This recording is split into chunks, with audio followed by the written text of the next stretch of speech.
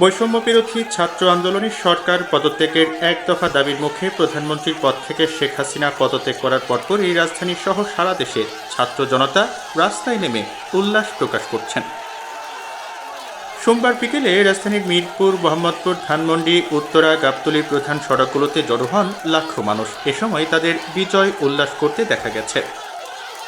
এ সময় সবার মুখে স্লোগান ছিল, পলাইছে রে পলাইছে, শেখ হাসিনা পলাইছে, ছি ছি হাসিনা, লজ্জায় বাঁচিনা, হই হই রই রই, ছাত্রলীগ গেল কই ইত্যাদি।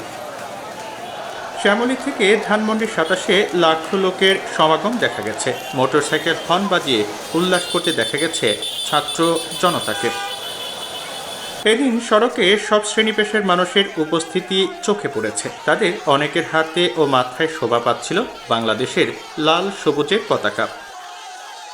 এর আগে বিকেলে জাতির উদ্দেশ্যে বক্তব্যে প্রধানমন্ত্রীর পদ থেকে শেখ হাসিনা পদত্যাগ করেছেন বলে জানিয়েছেন সেনাবাহিনীর প্রধান জেনারেল ওয়াকারুজ্জামান।